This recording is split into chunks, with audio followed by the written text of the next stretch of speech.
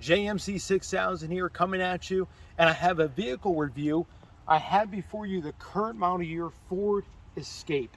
And you may be like, John, why were you reviewing the Ford Escape? What is so special about this particular one?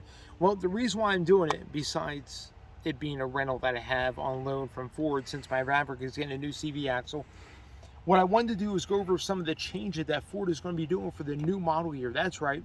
The 2023 model year Ford Escape is going to be totally revamped. Well, not totally revamped. It's going to be freshened for the 2023 model year.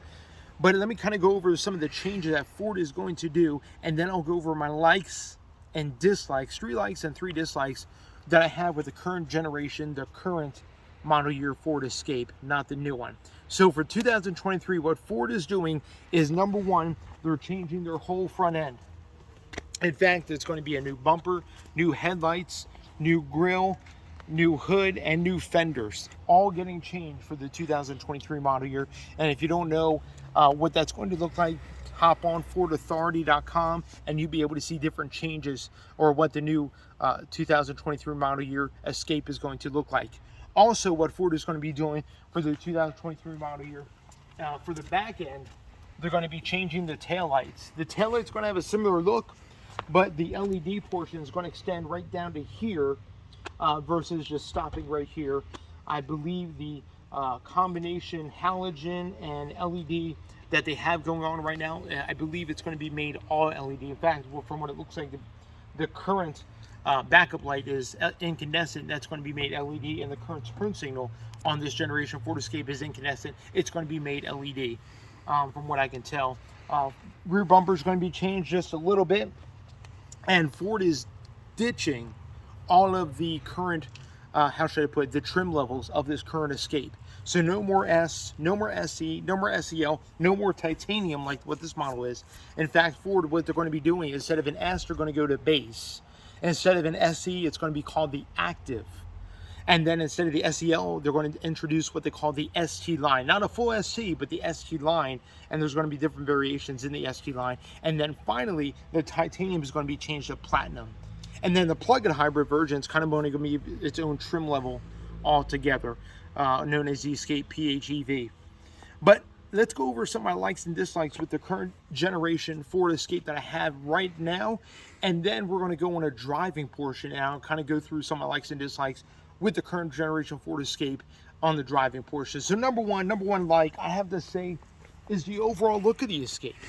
Minus the front end. I love the way this Escape looks. And I don't know if you can capture it on camera, but this magnetic color that they introduced in 2020 absolutely looks amazing in the sunlight. I love the metal flake in this color. It absolutely pops on this Escape. It looks amazing. I love the magnetic color. Absolutely amazing color next to a Velocity Blue, of course.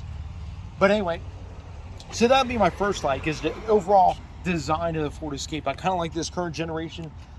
Never was a big seller on the front end. They can take the catfish front end and go somewhere else with it, which they are doing for the next year. Number two like about the Ford Escape that I have has to be some of the features in the interior. We're going to go over the driving portion here in a little bit, but I would have to say that I kind of like how they integrated Ford Sync 3. I love the digital dash in the interior. Absolutely amazing. I wish my Maverick had that. And the seats are pretty comfortable. That'd be my third like, or have to be the seats. The seats are absolutely comfortable in the Escape. I actually love the seating position. The seats are very comfortable. Probably one of the best seats that Ford has done is in the Escape. Some may disagree. Also, another bonus thing I want to say with the Escape, and it's absolutely the only compact crossover that does this that I know of, is the second row seats. I don't know if you can get this, son, but the second row seats slide fore and aft. That's amazing. Second row seats do that. In fact, I don't know of any other compact crossover that has second row sliding rear seats, and you get amazing leg room in the second row versus any other compact crossover that's on the market today. So that is an absolutely great selling feature for the Ford Escape that they're continuing in the new model year. Now, some of my dislikes about the Ford Escape. Let's begin with the interior, then we'll move to the exterior. So number one dislike I have to say about the interior is just I know it's probably just this model, but just a sea of black on the inside. Man, I can't stand just looking at all black interior. We're over that. I'm hoping we're over that. We got to be beyond that, okay? Before do something different with interiors. And I believe they are with the new Escape, but I can't stand all black interiors. They get too hot, they overheat, and they're just crazy. Anyway, all black interior, number one dislike about the Ford Escape. Number two dislike has to be these wheels. Absolutely too many spokes. Come on now, cleaning these things is crazy. You got to get all in the cracks and crevices. I'm a simple 5-spoke man, that's all. But anyway, too many spokes on the wheels. Not too crazy about that. And then finally, my third dislike, or probably my number one dislike on this current generation of Ford Escape that they're fixing for the 2023 model year, has to be the front end. It looks like a stinking catfish. I don't know what's going on here for it. The front end of the Kuga, which is the European version of the Escape, looks so much better, but yet they gave us this for the American version. Why? That's okay. 2023, they totally changed their front end. It looks a whole lot better. It's more of a kind of a flatter, more of a meaner look to it versus this thing, which looks like it's trying to smile at you, but it doesn't know whether to smile, where to wink an eye. I have no idea what it's doing. But anyway, the front end. So let's go ahead and go into the driving portion right now with the magic of video. We're going to pause and we'll be right back. All right, we're back. The magic of video. All right, awesome. We're in the driving portion here. What I wanted to do, I got in sport mode. We're going to do a 0 to 60 in the Escape. 2-liter EcoBoost. Here we go. Yep.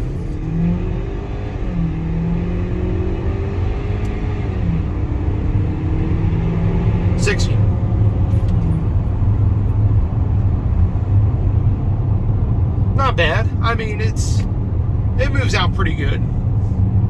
This is the same powertrain that is in the Ford Maverick. If you do not choose the hybrid, you get the 2-liter EcoBoost with the 8-speed automatic. I'm going to put it back into eco mode here because I want to get a little bit better fuel mileage than what I have been getting. I missed my Maverick. Anyway, I've been averaging about 29.5 miles to the gallon in this versus the Maverick, which was over 40. But let's go over some of the things that I like and dislike driving wise about the current generation of Ford Escape. Now, with the new 2023 coming out, they are not changing anything drivetrain wise. They're not changing anything as far as all-wheel drive options or anything like that. It's still going to stay the same. So what we're going to do is go over what I like and dislike as we're driving here in the Ford Escape. So number one of the things that this Escape has is actually, and I have it right here, auto brake hold. But not only that, but it also has what we call engine start stop, which is switches right here. I've been keeping that on because here with the 2-liter, it's probably one of the smoothest start stop systems I've ever encountered in a vehicle. And I've driven a lot of vehicles. This by far is the smoothest. You don't even know when the engine gets turned on, when it comes off. It's very seamless, very smooth. I very much like that. I'm not a big fan of start stops. In the Escape with the 2.0, it's actually very smooth, very nice. Second thing I like is the 2.0 has plenty of zip. I mean, there's never even a law or never a 1 for power. I mean, even in eco mode, it gets up and goes. And yeah, it goes pretty well. So I'm pretty impressed about that. So sorry for the camera delay there. Also, what I have to say is another third like I have about the vehicle is just the overall, how would I have to say, the comfort and ride. It's actually a pretty decent riding vehicle, even with 19-inch rims that this has on this for the titanium. It's actually a pretty nice riding vehicle. So that is some highlights for the Escape, and I don't think much of that's going to change with the 2023 model. Now, some dislikes. There are quite a few, but I'm going to name them. Number one, the 8-speed and the 2-liter, as far as them working together, sometimes it can be a little, how should I put it, not so smooth. The start-stop smooth, the 2-liter is buttery smooth, but the 8-speed working together with the 2-liter, sometimes the shifts are kind of jerky. It acts a little bit weird and different. Maybe I'm so used to the hybrid, how smooth that ECVT is, but man, that 8-speed in this is not as smooth as what it could be. Second thing I have to say, one of my dislikes and for this driving portion with the Escape here has to be the head-up display. Now, this one has the head-up display, and many people, for some reason, like a head-up display, but for its implementation of it, it doesn't work for me. It has this weird plexiglass thing that comes up out of the dash. I'll demonstrate it right now. And it's right in my line of vision. I understand what a head-up display is, but it's right in my line of vision, and I look at this as a distraction to me seeing ahead of me. And the screen that displays it, the picture that displays on the head-up display is it's just a black and white screen, maybe a little bit of color splashed in there, but it's not very attractive at all. So usually I keep the head-up display off. Anyway, it's not a deal breaker. It's just something I noticed. The head-up display is not very well implemented in the Escape. And then finally, number 3 dislike for me for the Ford Escape, at times has to be, how should I put it? It's how Sync 3 operates. Sync 3 can be a little buggy. It doesn't always boot up the fastest. It takes time to boot up. Sometimes it's very slow to respond. And here's the thing, I don't notice this in the Maverick too much when I have Sync 3, but in the Escape, I actually notice it. So I'm not quite sure what is going on. Maybe it's because it's a little bit older. I'm not quite sure. Anyway, so that's some of the things I noticed. But other than that, I love the features in the Escape. This has adaptive cruise. Absolutely love it. This has lane centering. Absolutely awesome. Adaptive, one of the bonus things I love about the Ford Escape, at least this current generation, I think it's going to be the same thing for the new one, has to be the LED headlights are amazing. I may not like the way they look on the outside, but they work so well. And of course, not only do the headlights work so well, but overall the feature where it turns on the automatic high beams, that works amazing as well. Anyway, some features, some things that I like and dislike about the Ford Escape, and I just wanted to go through on the driving portion. Brakes are good.